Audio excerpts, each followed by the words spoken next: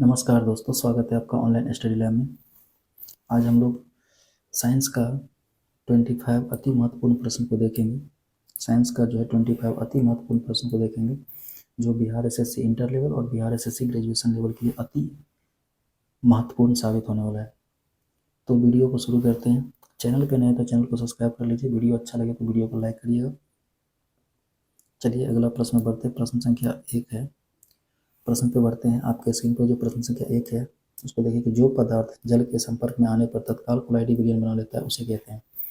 तो जो पदार्थ जल के संपर्क में आने पर जो कोलाइडी विलयन बनाता है उसे क्या बोलता है? वाह्य कोलाइड, सहचारी कोलाइड, जल विरागी कोलाइड या जल रागी कोलाइड। इसका राइट आंसर हो जाएगा ऑप्शन नंबर डी, जल रागी कोलाइड। जो पदार्थ जल के संपर्क में आकर के जो कोलाइडी विलयन बनाता है उसे क्या बोलते हैं? जल रागी कोलाइड। चलिए अगला प्रश्न पढ़ते हैं। प्रश्न संख्या 2। प्रश्न संख्या 2 ये कह रहा है कि स्वतंत्र गति के लिए किसी वस्तु पर कोई बल लगाया गया, यदि बल का परिणाम तथा वस्तु का द्रव्यमान ज्ञात हो। बल का परिणाम और वस्तु का द्रव्यमान ज्ञात हो तो न्यूटन के दूसरे नियम की सहायता से हम क्या निकाल सकते हैं? वस्तु का भार ज्ञात कर सकते हैं, वस्तु की चाल ज्ञात कर सकते हैं, वस्तु का त्वरण ज्ञात कर सकते हैं या वस्तु की स्थिति ज्ञात कर सकते हैं।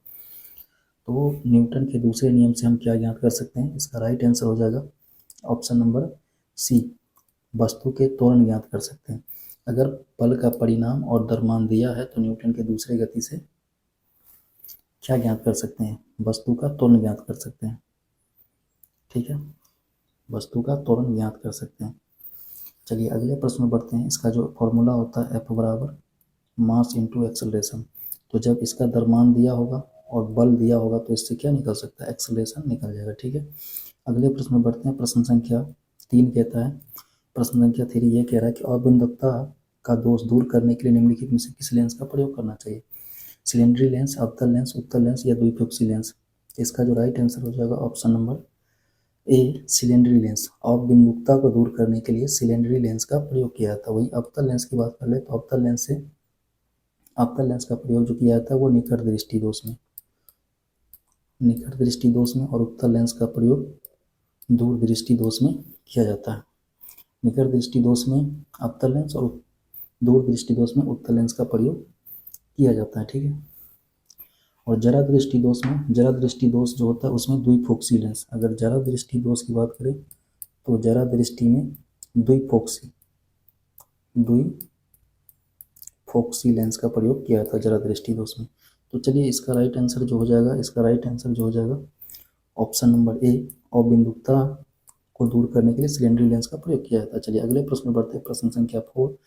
प्रश्न संख्या 4 ये कह रहा है कि एक दूसरे से डी दूरी पर कैपिटल एम और स्मॉल एम द्रव्यमान की दो वस्तुओं के बीच लगने वाला जो आकर्षक बल है वो व्युत्क्रमानुपाती होता है। यानी कि एक कैपिटल एम की वस्तु है और एक स्मॉल एम द्रव्यमान की वस्तु है। उन दोनों के बीच जो है डी दूरी पर रखा गया है तो उन दोनों के बीच जो आकर्षण बल लगेगा वो व्युत्क्रमानुपाती होगा किसके? तो इसका जो राइट आंसर हो जाएगा वो ऑप्शन नंबर बी हो जाएगा, उसके बीच की दूरी का वर्ग का, यानी डी स्क्वायर का। ठीक है, चलिए अगले प्रश्न में बढ़ते हैं। प्रश्न संख्या 5 ये कह रहा है कि पहले तापनिक बल्ब का आविष्कार किसने किया था? पहला जो तापनिक बल्ब था उसका आविष्कार किसने किया था? थॉमस एडिसन ने, J.A. फ्लेमिंग ने, रिचर्ड्स ने या लीड फॉरेस्ट ने। तो पहला जो तापनिक बल है यानी कि तापीय बल है उसका आविष्कार कौन किया था? पहला तापीय बल का आविष्कार जो किया था वो थॉमस एडिसन ने किया था। थॉमस एडिसन ने। इसका राइट आंसर हो जाएगा ऑप्शन नंबर ए, पहले तापनिक बल का आविष्कार थॉमस एडिसन ने किया था। ठीक है, थॉमस एडिसन ने पहला तापनिक बल का आविष्कार किया था। ठीक है, गैस इंजन का आविष्कार डैमलर किया था। ट्रांसफार्मर का आविष्कार फैराडे किया था। ठीक है, तो इन सब बातों को भी ध्यान रखिएगा। चलिए अगले प्रश्न पर, प्रश्न संख्या 6 ये कह रहा है कि दांतों के अध्ययन संबंधित विज्ञान है। दांतों के जो अध्ययन है वो किससे संबंधित विज्ञान है? ओडोंटोलॉजी से, फोनोलॉजी से, ऑर्निथोलॉजी से या कोस्मोलॉजी से। तो दांतों के अध्ययन का जो विज्ञान है वो किससे संबंधित है? ऑप्शन नंबर ए, ओडोंटोलॉजी से। इसका राइट आंसर हो जाएगा ऑप्शन नंबर ए, ओडोंटोलॉजी, दांतों के अध्ययन से संबंधित विज्ञान ओडोंटोलॉजी। अगला प्रश्न बढ़ते हैं, प्रश्न संख्या 7। प्रश्न संख्या 7 कह रहा है कि फॉर्मल्डिहाइड और पोटेशियम हाइड्रोक्साइड को गर्म करने पर हम पाते हैं, फॉर्मल्डिहाइड और पोटेशियम हाइड्रोक्साइड इन दोनों को गर्म करने पर क्या पाया जाता है, एसिटिलीन, मीथेन, मैथिल एल्कोहल या एथिल फॉर्मेट। तो फॉर्मल्डिहाइड और पोटेशियम हाइड्रोक्साइड को गर्म करने पर क्या पाया जाता है, इसका राइट आंसर हो जाएगा option number D, ethyl format, ethyl format. चलिए अगले प्रश्न में बढ़ते हैं, इसके राइट आंसर हो जाएगा option number D, ethyl format. चलिए अगले प्रश्न में बढ़ते हैं, प्रश्न संख्या 8 बोल रहा है, प्रश्न संख्या 8 कह रहा है कि शरीर रचना विज्ञान का अध्ययन कहलाता है, शरीर की रचना का विज्ञान का जो अध्ययन कहलाता है वो क्या बोलाता है, एंटोमोलॉजी, एंथ्रोलॉजी, ऑर्थोलॉजी या एस्पेक्नोलॉजी।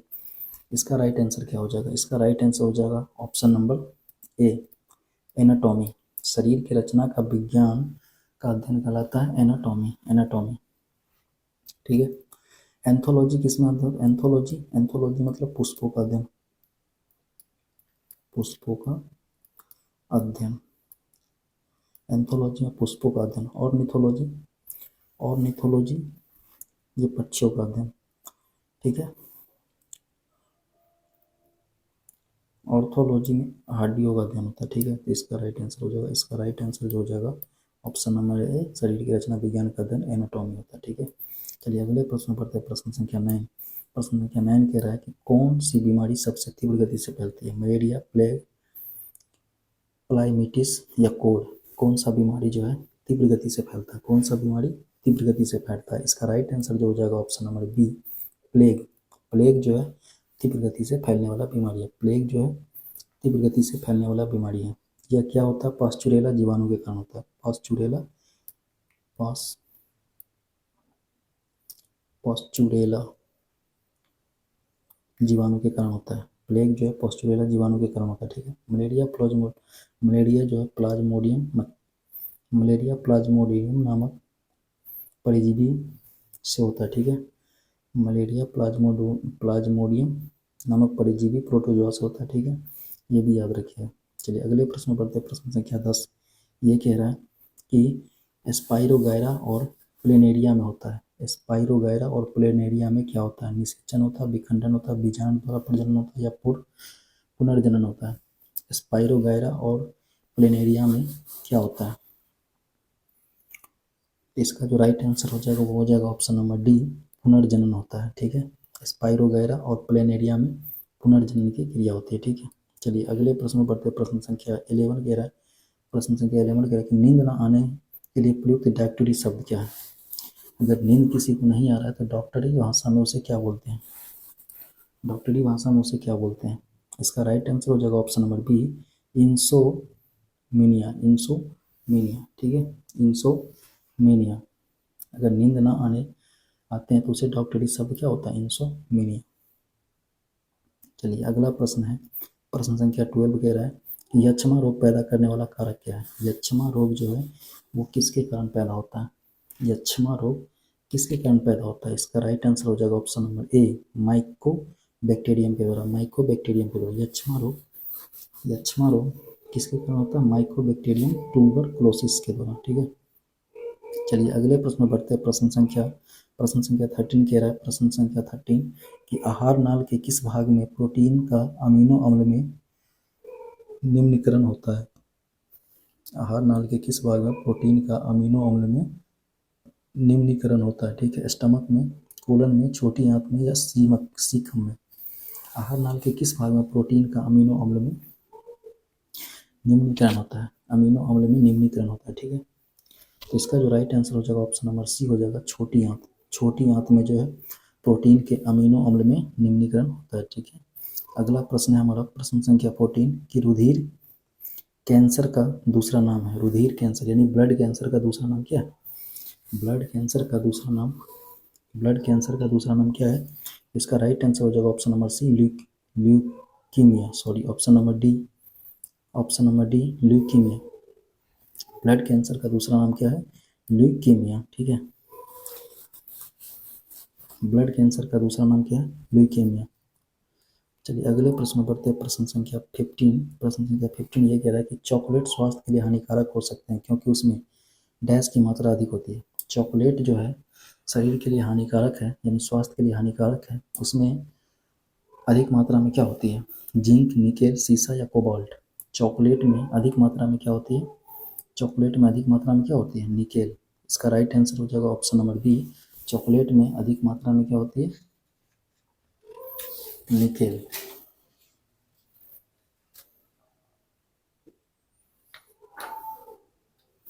चलिए अगले प्रश्न में बढ़ते हैं। प्रश्न संख्या 16। प्रश्न संख्या 16 ये बोल रहा है कि अतिचालक ये तत्व है। अतिचालक कौन तत्व है? जिनकी चालकता धातुओं और रोधियों के बीच में होती है, या जिनकी प्रतिरोध बहुत न्यून तापमान पर लगभग शून्य हो जाता है, या जो बहुत न्यून तापमान पर रोधी बन जाते हैं, या जो विद्युत चालक केवल बहुत उच्च तापमान पर ही करते हैं।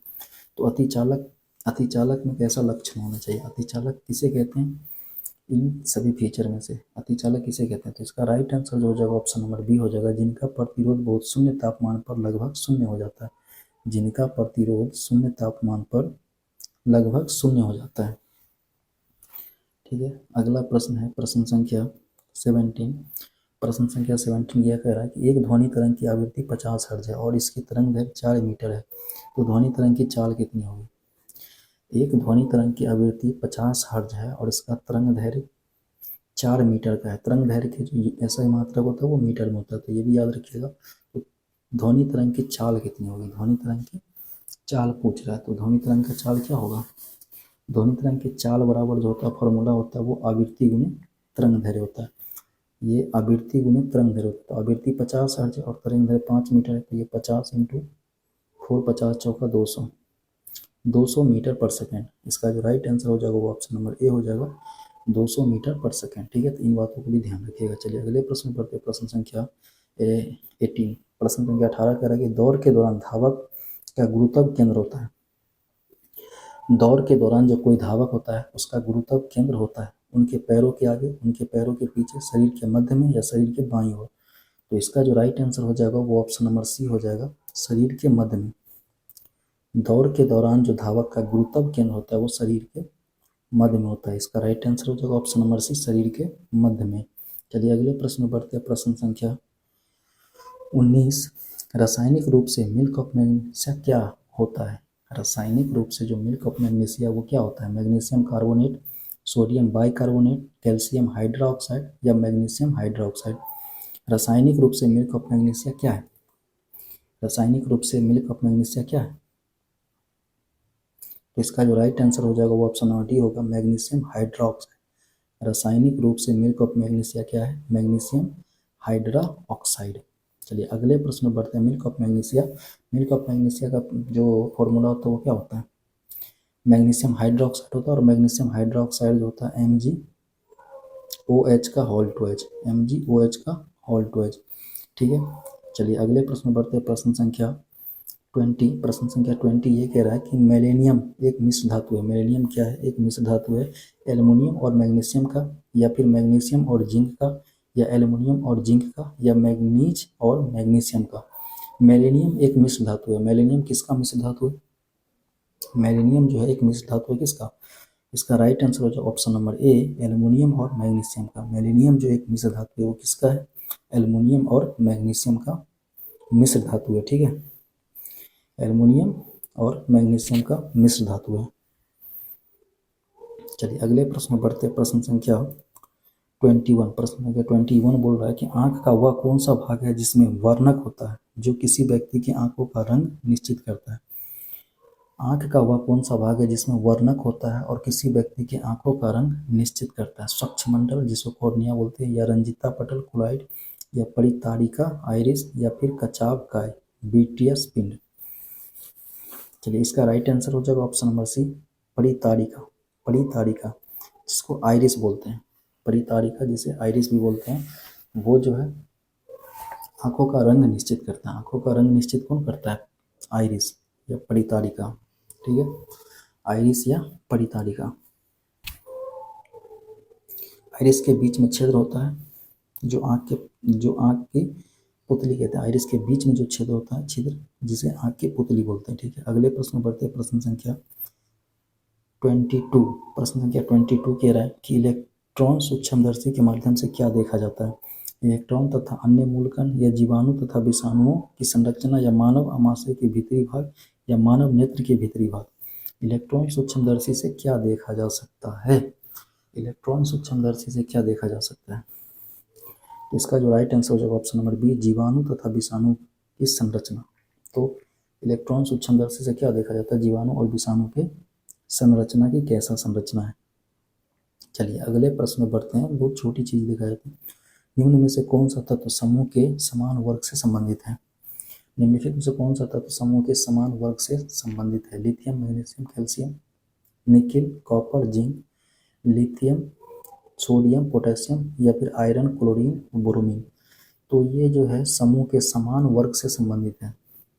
समान वर्ग से संबंधित कौन सा है, option number C, lithium, sodium, potassium. Lithium, sodium, potassium, lithium, sodium, potassium. ठीक है, ये एक समान वर्ग से संबंधित है। चलिए अगले प्रश्न में बढ़ते हैं। प्रश्न संख्या 24। प्रश्न संख्या 24 ये कह रहा है कि वह उपकरण कौन सा है जिससे समुद्र की गहराई को मापने के लिए ध्वनि तरंगों का प्रयोग किया जाता है। रडार, अल्टीमीटर, सोनार या फिर वेंचुरीमीटर। वेंचुरीमीटर कौन सा जो है समुद्र की गहराई को मापने के लिए ध्वनि तरंग का प्रयोग किया जाता है।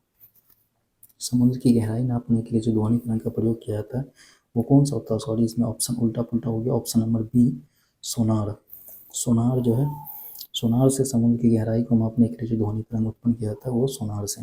चलिए अगले प्रश्न बढ़ते हैं। प्रश्न संख्या 15 और लास्ट प्रश्न है कि किसके साथ कॉस्टिक सोडा को उबालकर साबुन तैयार किया जाता है। कॉस्टिक सोडा को किसके साथ उबालकर साबुन तैयार किया जाता है। ठीक है, तो इसका जो राइट आंसर हो जाएगा वो ऑप्शन नंबर डी हो जाएगा, बसा।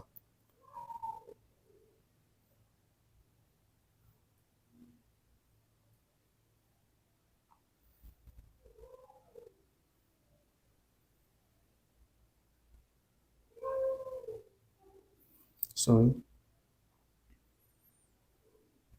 किसके साथ कॉस्टिक सोडा को जो है उबालकर साबुन तैयार किया था। इसका राइट आंसर हो जाएगा ऑप्शन नंबर डी, बसा। बसा के साथ जो है कॉस्टिक सोडा को उबालकर साबुन तैयार किया जाता है। ठीक है, चलिए इसी के साथ सेशन को समाप्त करते हैं। अच्छा लगे तो वीडियो को लाइक जरूर करिएगा, चैनल पे नए हैं तो सब्सक्राइब करिएगा और दोस्तों के साथ शेयर जरूर कीजिए। Thank you for watching. जय हिंद।